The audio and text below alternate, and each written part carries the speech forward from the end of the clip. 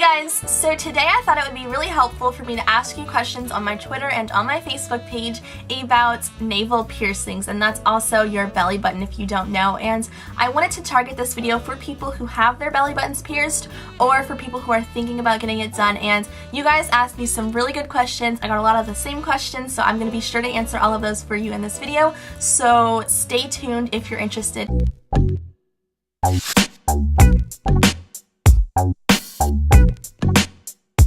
I also want to note that I am not a professional, so regardless of what I'm telling you, if you're going to go ahead and get your navel pierced, do what your piercer tells you. Disregard everything I say in this video because people are going to tell you different things, as weird as that might sound. Follow the instructions that your piercer tells you for the aftercare. So this is my piercing. I'm not going to touch it too much because I don't want to irritate it or anything. The question I got asked the most was, on a scale of 1 to 10, how bad did it hurt? And pain is something that I think everyone experiences differently. So what hurts me might necessarily not hurt you. So I would definitely have to rate this piercing from a 6 to a 7 just because I did not like the feeling of the needle going through my skin and then him pushing the jewelry out through the needle. That was the most uncomfortable thing I ever went through in my entire life.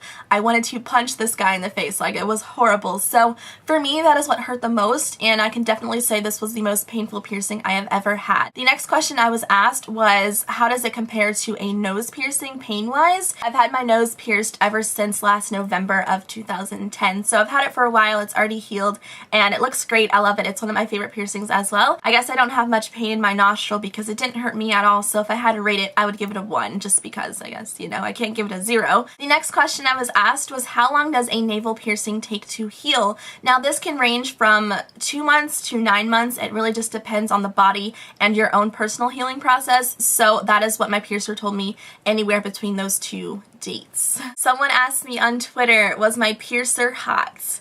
No, he wasn't my type. How long did the actual piercing process take? This was a super fast piercing. I want to say it took anywhere from 5 to 10 minutes back in the room. See, my questions are still coming in on Twitter right now. But basically the most part that took the longest was figuring out where he was going to pierce me, just because you don't want to pierce it in the wrong spot. But actually jabbing the needle through my skin and pushing through the jewelry, that didn't take too long. But yeah, 5 to 10 minutes I want to say. This question comes from someone on my Facebook, and she wanted to know, what is the actual aftercare process like, and what do you do to maintain your piercing to make sure it doesn't get infected? So this was a really good question. I wanted to tell you guys what my piercer told me to do.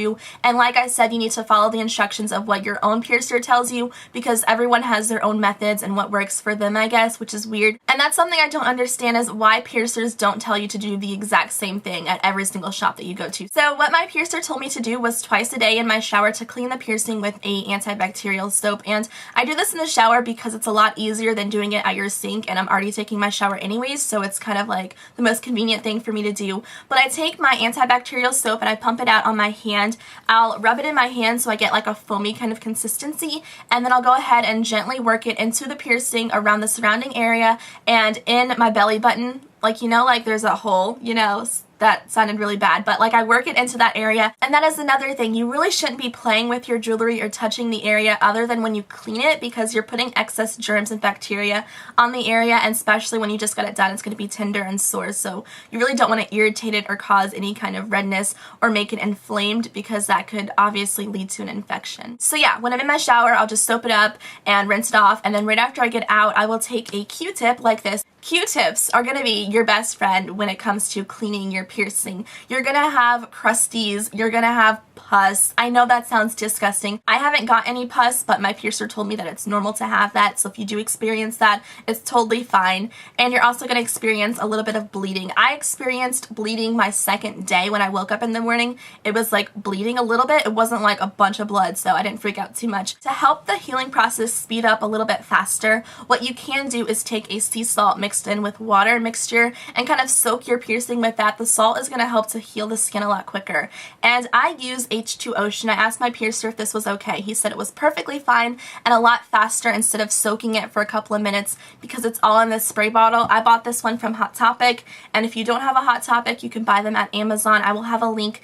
This is just piercing aftercare spray. It comes in a little spray bottle like this, so it's really easy to do. You can carry this in your purse with you when you're traveling. So much more convenient than doing a salt water kind of mixture to soak your piercing. You do not want to over salt the piercing because number one, it will dry it out and then you'll have like extremely dry skin and your piercing will be dried out, which is not good. And I'll take a Q-tip and just wipe around the surrounding area just to get the excess off so my skin isn't going to be so dried out because like I said, it's salt. Salt is going to dry out the area. The key thing is you need to make sure that your piercing stays dry. You don't want to keep it in a moist area. I don't think taking a bath would be the best decision you could make, as well as going swimming in chlorine and salt water and stuff like that, especially when you just got it done. So I think getting it pierced in the summertime is probably a bad idea if you're going to be at the beach and the pool a lot. So probably get it pierced at the end of summer or in the winter season so it will be fully healed for you guys for the next summer season to come around. So I'm perfectly fine with waiting out the 10 weeks. I don't really mind it.